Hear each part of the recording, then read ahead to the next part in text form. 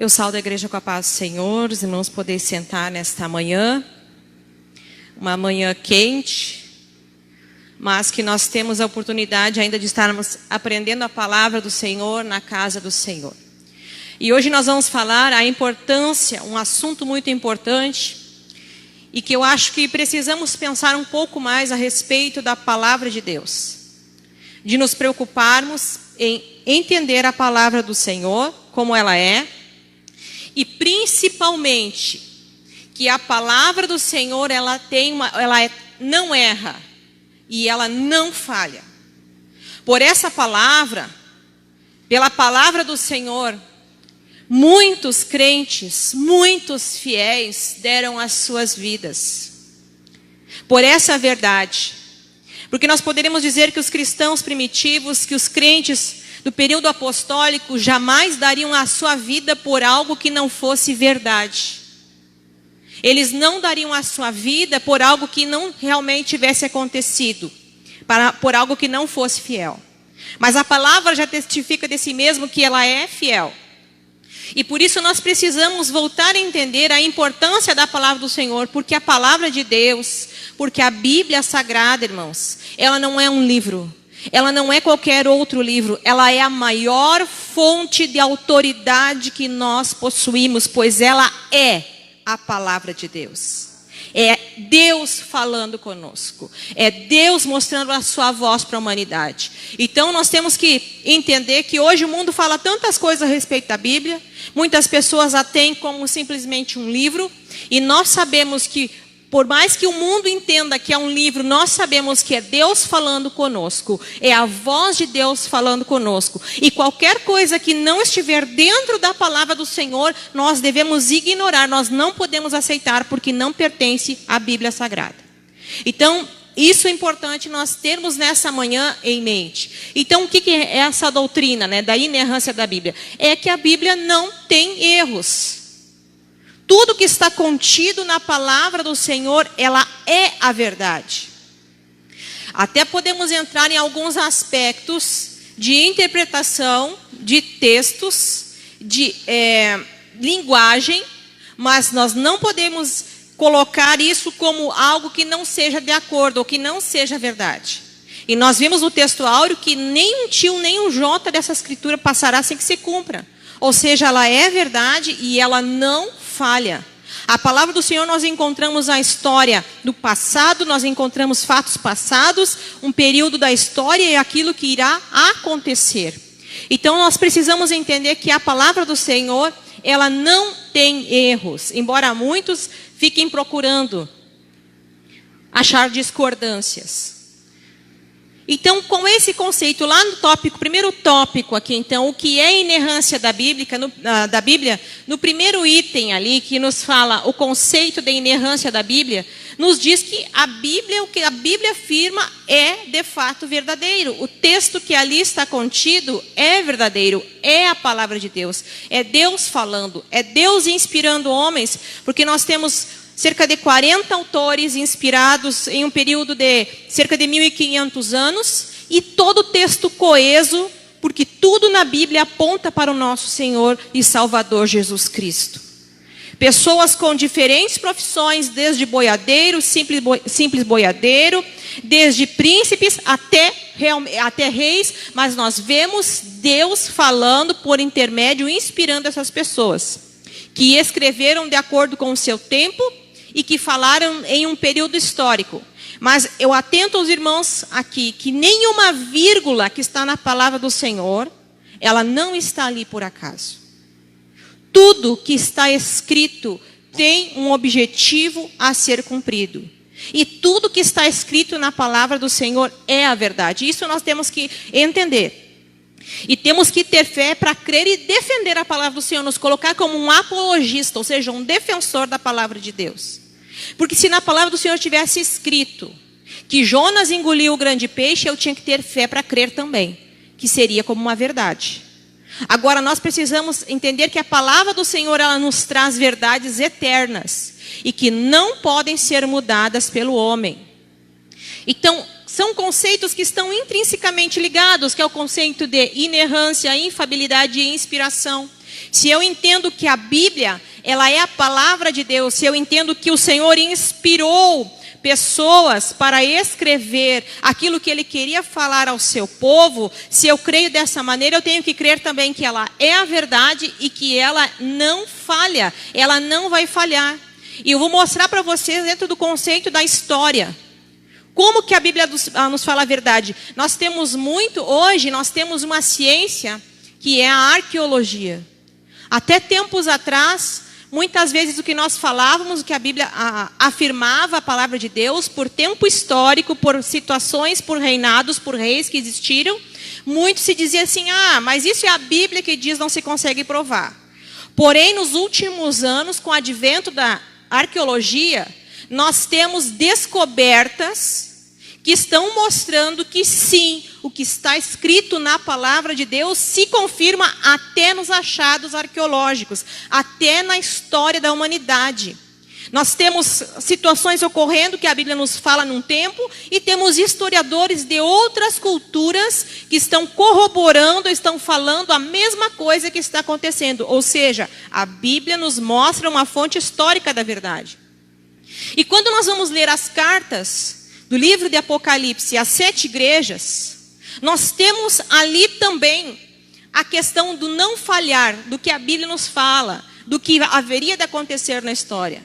E nós temos um período da história da igreja do Senhor, e se nós formos ler as cartas do Apocalipse, nós vamos entender que elas representam sim a igreja que estava naquele contexto local, o que estava acontecendo com a igreja naquelas 7 localidades, mas também se refere ao futuro da igreja. Então Deus mostrou lá para João, naquele período, o que haveria de acontecer com a igreja do Senhor.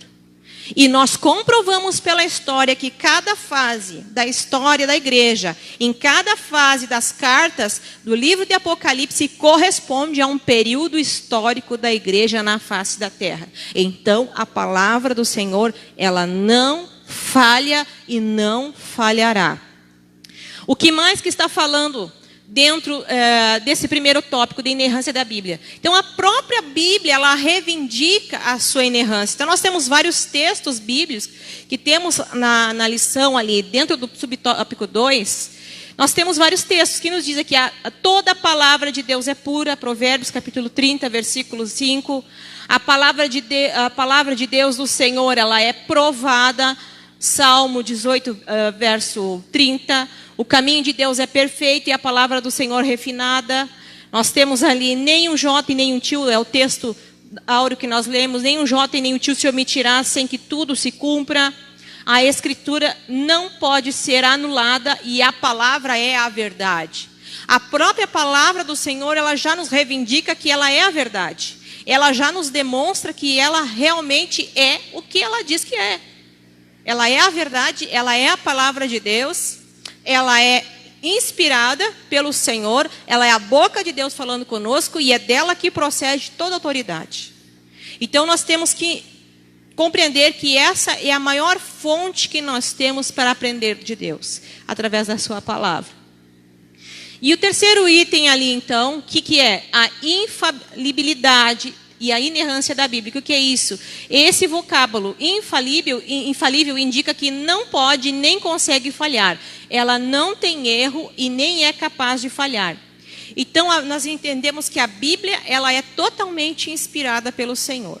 Foi o Senhor que inspirou, porque nós não podemos entender que num período tão grande da história, com pessoas totalmente diferentes, o assunto, o eixo principal é o mesmo, que é o Salvador. Então nós temos de Gênesis e Apocalipse apontando para Cristo. Todo o texto ele está amarrado. E todo o texto, quando nós lemos, a própria Bíblia já nos comprova. Quando você lê um texto da palavra do Senhor, você tem um assunto, você vai para outro texto que colabora com aquele texto anterior que foi dito, que foi escrito. E às vezes tem passagem de tempo, de décadas, de centenas de anos, escrita um do outro, mas o assunto permanece o mesmo. O assunto é aquele assunto que está sendo tratado ali. Então nós precisamos entender sobre isso. Eu acho que isso é ponto pacífico de entendermos que a palavra do Senhor, ela é a verdade. Mas por que, irmã, que hoje acontece tanta coisa? Por que a palavra do Senhor está sendo relegada muitas vezes? Por que as pessoas questionam tanto? Por que as pessoas falam tanto sobre ela? Primeiro, nós entendemos que é ponto que a palavra do Senhor, ela é inspirada por Deus, ela é a verdade, ela é a boca do Senhor falando conosco, ela é a autoridade que nós temos sobre a nossa vida. Isso é fato que nós precisamos entender. Qual é o problema que nós vemos? O problema que nós vemos é que nunca na história tivemos tantas Bíblias, tantas traduções, tantos textos, e a Bíblia não está sendo estudada. Nunca tivemos tanta facilidade de aprender a palavra de Deus. Você entra na internet, você abre o Google, você coloca a Bíblia no seu celular, você carrega a Bíblia de diversas versões, tem atualizada, Nova Almeida atualizada, você pode ter diversas traduções da palavra do Senhor. O que falta então é lermos e meditarmos na palavra do Senhor para ver o que Deus quer falar conosco.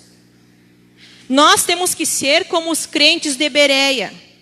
E lá, ó, será que isso aí que o irmão está falando, será que o pregador está dizendo que está na Bíblia? Eu vou examinar para ver se é exatamente isso. O problema é que nós não examinamos as Escrituras. E a Bíblia nos diz: errais, pois, por não examinar as Escrituras. O meu povo perece porque lhe falta conhecimento. E realmente é isso, irmãos. Quando nós vamos para a fonte, que flui água limpa, nós somos tratados, nós somos lavados, nós somos libertos pelo poder que há na palavra de Deus.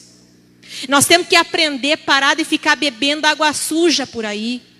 Desculpe a expressão, irmãos, mas eu tenho que dizer, porque algo que não conforma o meu coração é que muitas vezes estamos parando mais tempo na frente de um computador, estamos parando mais tempo na frente de redes sociais para escutar recortes de mensagens de pessoas que não têm profundidade nas Escrituras, que estão contradizendo o que diz a Bíblia, estão trazendo modismos e mundanismos e misturando com a palavra de Deus. E nós não podemos aceitar isso, irmãos.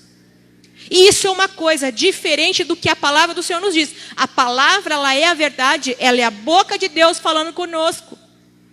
Você pode estar no dia que for, você abre a palavra de Deus, você senta para ler, você ora ao Senhor, você medita e Deus fala no teu interior. Mas se você não lê a palavra do Senhor, se você não busca a palavra de Deus, como que Deus vai falar contigo?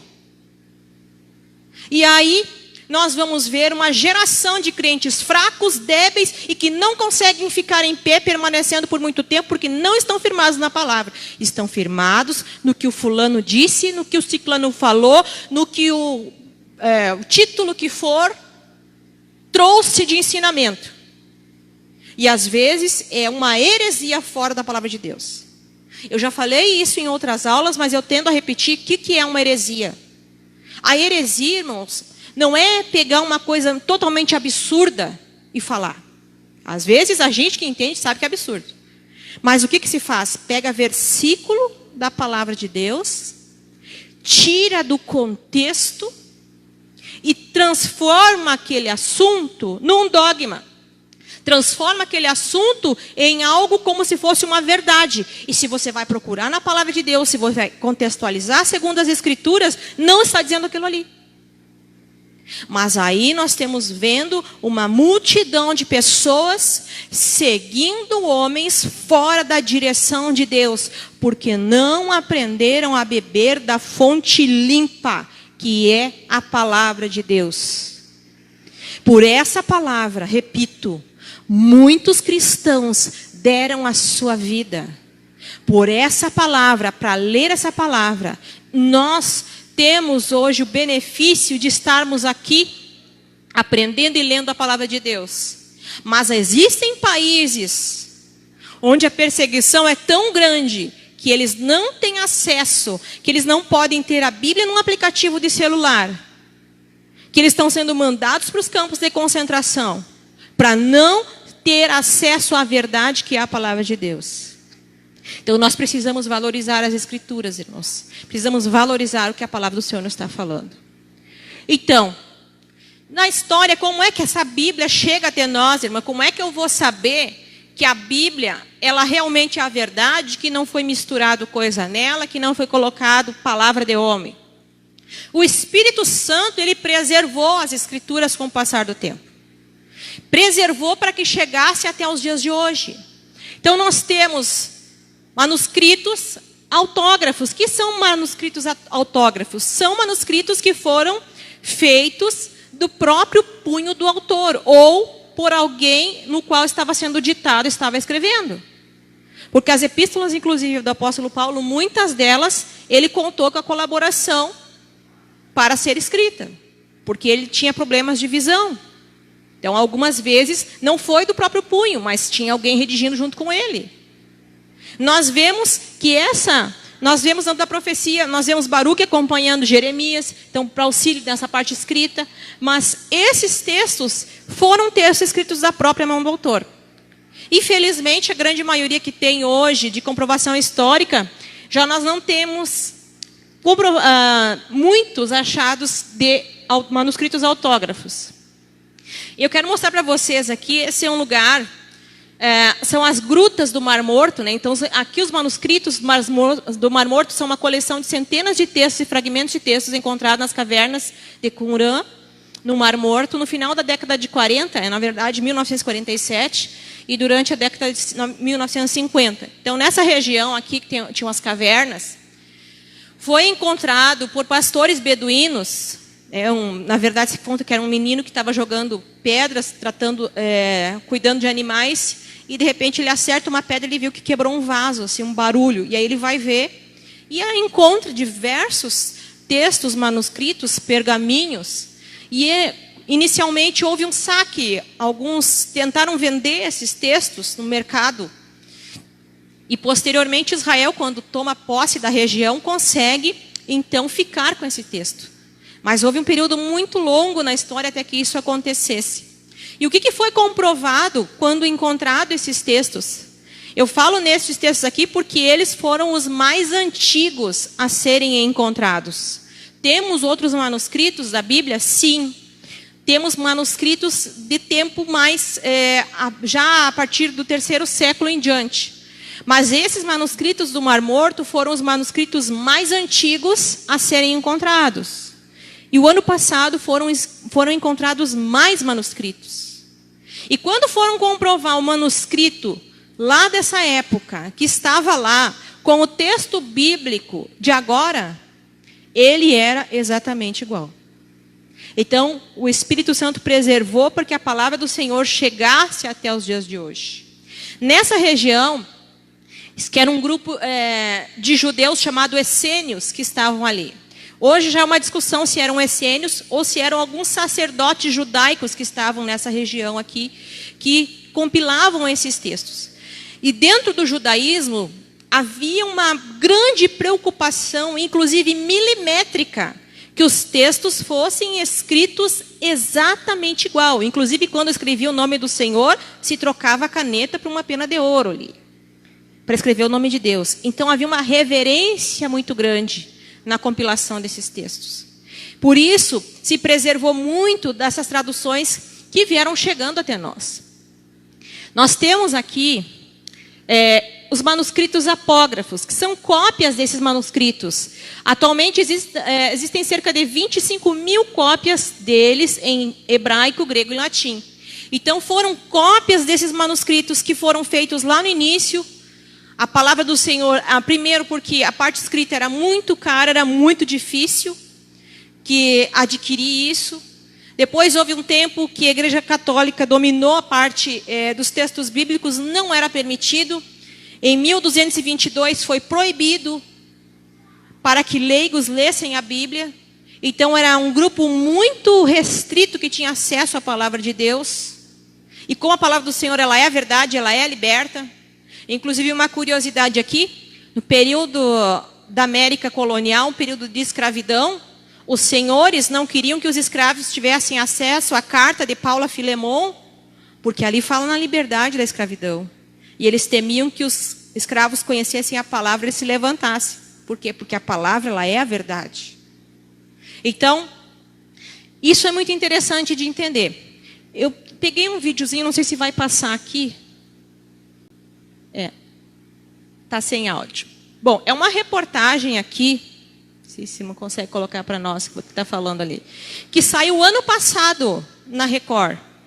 O ano passado foram encontrados mais fragmentos, mais 60 grutas foram encontrados, fragmentos desses manuscritos lá nas grutas do Mar Morto. Então, essa é a região que ele está falando ali, e fala sobre a preservação desses textos. Então, isso é interessante, isso foi o ano passado, essa descoberta. Corroborando o texto que nós temos. Então, que o texto é igual, esses antigos achados manuscritos nos provam que a palavra do Senhor ela não está adulterada aqui. Mas nós temos um outro tipo de texto, que são os apócrifos e os epígrafos. Os apócrifos quer dizer escondidos, que apresentam erros, anacronismo. O que é um anacronismo? É um acontecimento colocado fora da sua época que aconteceu. Ele está fora do contexto. Doutrinas falsas, práticas divergentes das escrituras. Os pseudoepígrafos, que são falsos escritos produzidos por autores anônimos e espúrios e que atribuem a sua autoria aos profetas e apóstolos. Eu vou mostrar um pouquinho, só por curiosidade para vocês, que são esses textos.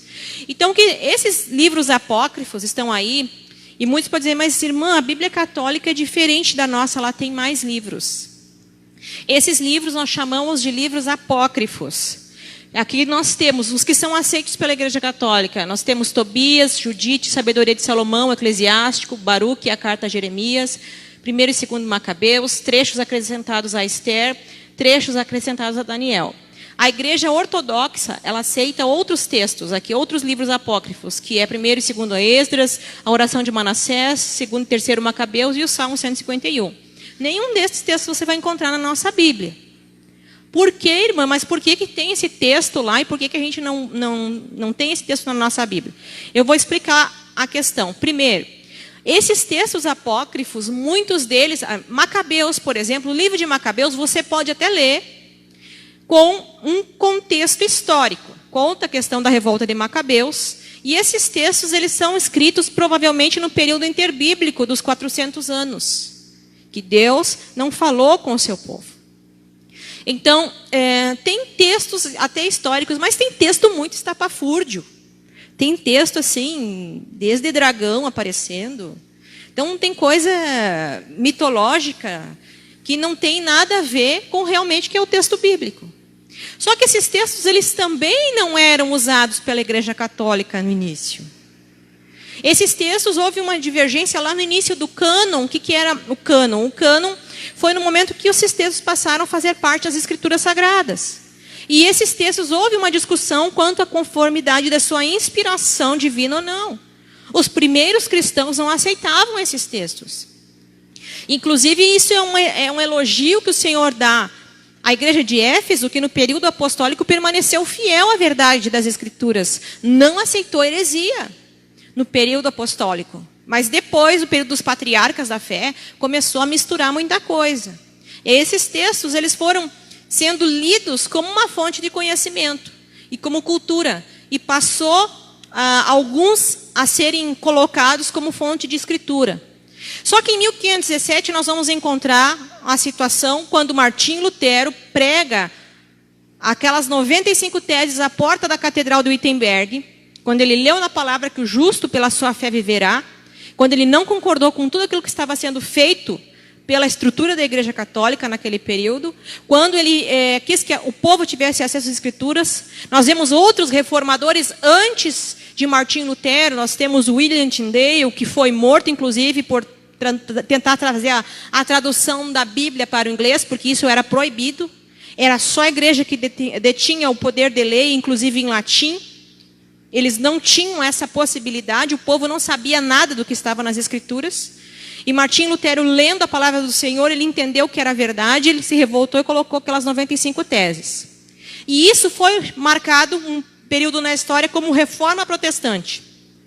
E vários pensadores, teólogos começaram a batalhar para que as Escrituras chegassem até o povo. para que as escrituras fossem lidas na língua nativa do povo, para que cada nação tivesse acesso às escrituras da palavra do Senhor. Porque vocês lembram, em 1222 foi proibida a leitura da Bíblia pela Igreja Católica. Então ninguém tinha acesso, só quem tinha acesso eram os monges, eram aqueles que estavam no clero. E foram esses aí que estavam no clero que começaram a ler a Bíblia e começaram a se converter e realmente a se revoltar. Alguns deles foram queimados, foram mortos por isso, deram a sua vida por isso. Martim Lutero conseguiu escapar da morte, teve uma proteção de príncipes alemães nesse tempo, porque o Senhor o guardou. E por isso a palavra do Senhor chegou até nós. Só que aí a igreja fez o que nós chamamos de movimento de contra-reforma. O que era esse movimento de contra-reforma? Foi um momento de barrar a reforma protestante que estava acontecendo no mundo. Então houve um concílio em 1546, o Concílio de Trento.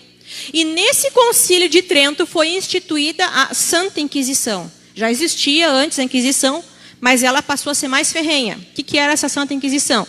Se montava um tribunal, chamado Tribunal do Santo Ofício, onde se julgava a pessoa como herege, e essa pessoa era condenada, ela perdia seus bens, ela era morta, ela passava por vários instrumentos de tortura, e depois ela era morta muitas vezes, ela era queimada nas fogueiras, escritos eram queimados na fogueira, inclusive tradução da Bíblia foi queimada na fogueira nesse período aqui. E nessa época, o que a Igreja Católica fez? Colocou esses textos, porque até na Bíblia deles não tinha, colocou esses textos nas Escrituras Sagradas. Bom, aí os textos apócrifos passaram a fazer parte das Escrituras, como uma forma de barrar a reforma protestante. Então, inseriu esses outros textos. Era a contra-reforma que nós chamamos esse período da história. E nós temos mais. Temos os livros chamados livros pseudepígrafos. E aí entra uma miscelânea de textos, de imaginário, de mitologia, de seitas, heresias, por aí vai. Então, o livro de Enoque, a Assunção de Moisés, os oráculos sibilinos, os livros Segredos de Enoque, Apocalipse de Baruque, Apocalipse tem de todos, né? Baruque, Abraão, Salmos de Salomão, a vida de Adão e Eva, Testamento dos 12 Patriarcas, o livro dos Jubileus, a Cartas Aristeias, Apocalipse de Maria, Atos de Pedro e Paulo, Cartas aos Laodicenses, Evangelho dos 12 Apóstolos, Evangelho da Infância de Jesus, Evangelho de Pedro e assim vai. São vários, vários. Há pouco tempo foi encontrado o de... agora esqueci o nome, Barnabé. Livro de Barnabé, e aí nós temos de Judas, Evangelho, assim... infinidade de textos, que não se tem o autor desses textos. Só eles têm textos aqui, por exemplo, o de Enoque. Esse de Enoque que traz um absurdo a respeito de gigantes na terra, sobre cruzamento de seres humanos com anjos. Assim, é um absurdo, uma coletânea de absurdos que não tem como ter credibilidade. E foi tentado esses textos serem incluídos como um texto divinamente inspirado. Mas realmente, no contexto da história, vai se verificar, esses textos eles não têm a datação da época em que a Bíblia, ou que o cano foi fechado, que foi o final do período apostólico. A partir da morte de João ali, encerrou. Então, tem muito texto por aí, e aí as pessoas dizem, mas o Evangelho não sei do quê. Inclusive, existem filmes lançados mostrando, falando a respeito do período de Jesus, sobre a vida de Jesus, sobre a infância de Jesus, e a Bíblia não nos trata nada disso. Então, nós temos que tomar muito cuidado quando a gente ouve, às vezes, e isso são textos que levam para ensinamentos que não tem nada a ver com a palavra do Senhor. Não são textos inspirados e não são textos constatados a sua autoria. Então, o que é a verdade nas Escrituras? E eu quero fazer vamos fazer um tempo de pensar aqui. A Bíblia é a plena verdade, né? A verdade aqui em hebraico, que significa emet, significa confiável, correto. Aletheia, real e fidedigno. Então, a palavra do Senhor, a Bíblia, ela é autoridade que deve ser obedecida acima de qualquer autoridade humana. Tanto que muitos cristãos preferiram morrer, dar a sua vida pela palavra de Deus, do que se submeter às autoridades ou ao conhecimento humano. Senão muitas pessoas não teriam morrido ou teriam morrido em vão, se não fosse esse caso. Então a Bíblia, ela é a verdade, ela é a fonte da verdade. Nem que seja, e a própria palavra do Senhor nos diz que nem que seja um anjo que chegue para vocês trazendo uma nova revelação, não creia. A palavra do Senhor, ela já está aí, ela não precisa de acréscimos. A verdade espiritual e moral, então a Bíblia nos revela o conhecimento completo de Deus, não sendo necessária nenhuma nova revelação. E aquilo que a Bíblia diz que é pecado, continua sendo pecado. O que a Bíblia afirma que é pecado, continua sendo pecado. Eu não tenho que ficar acariciando o pecado, dizendo, é só um pecadinho. É só... Hoje, pecado não é mais chamado de pecado. As pessoas falam sobre erros, falam sobre problemas, mas muitas vezes não falam a respeito de pecado. Então é algo que nós precisamos ter um cuidado quanto a isso. Então, irmãos, o que a Bíblia fala que é pecado, continua pecado. Os valores são valores eternos. Não mudou. Não mudou de lá para cá. A palavra do Senhor não mudou. O que mudou foram homens com interpretação de acordo com a sua vontade. E a questão da verdade histórica e científica, a Bíblia não se equivoca quando descreve a criação, eventos da história e fenômenos da natureza. Então, se nós cremos que a Bíblia é verdade, nós cremos 100% que a Bíblia fala. O que acontece é que nós temos textos que são literais, que é literal exatamente como está sendo falado aconteceu. Nós temos textos em língua figurados, que são uma figura de linguagem. Nós temos textos que é importante nós buscar também a palavra original. Por exemplo, nós sabemos que a palavra saudade na língua portuguesa não existe em nenhum outro idioma do mundo. Faz parte da língua portuguesa. Existem palavras do hebraico e do grego que têm um sentido. E que quando foram feitas as traduções da Bíblia... Obrigada, irmão. Quando foram feitas as traduções da Bíblia, foi procurado o mais próximo à tradução àquele sentido. Por isso que quando a gente vai procurar montar uma palavra, é bom a gente procurar saber qual é a origem daquele texto, qual é a origem daquela palavra, o que está no hebraico, o que está no grego, o que ela quer dizer. A versão que nós usamos, a maior parte da versão que nós usamos, a grande maioria, usa a versão Almeida, Revista e Corrigida, ou a Corrigida Fiel, que eu gosto. Que tem palavras e expressões que nós não vemos nas outras. E pela beleza do texto, eu gosto desta. Mas ela procurou fazer uma tradução mais literal do texto possível. Já a Almeida atualizada, ela foi procurar fazer um sentido. E quando nós vamos ler, ela perde a essência dela. Então, quando nós vamos ver, ela muda a palavra, muda sentido lá no final. Então, isso é importante nós ter esse cuidado de quando for procurar, até as traduções.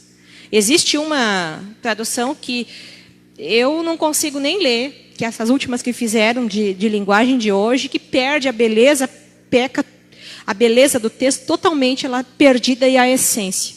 Então, eu sempre tenho que procurar uma linguagem, a Almeida Corrigida Fiel, a Almeida Corrigida são as mais próximas do texto. Porque hoje se busca muito assim, para o povo entender, então se perde um pouco quanto a isso. Mas agora eu quero provocar uma polêmica. Se tiver alguém aqui que é seguidor desse senhor aqui, não Billy Graham, tá? Não vou nem dizer o nome dele, eu vou dizer quem ele é. Tá? Que, causou polêmica alguns anos atrás com a frase que ele disse: precisamos atualizar a Bíblia. Esse senhor disse isso. Quanto que Billy Graham fala, a Bíblia é mais atual que o jornal que sairá amanhã. Por que esse senhor disse isso, temos que atualizar a Bíblia? Porque infelizmente nós temos no mundo hoje 3 campos teológicos que entraram.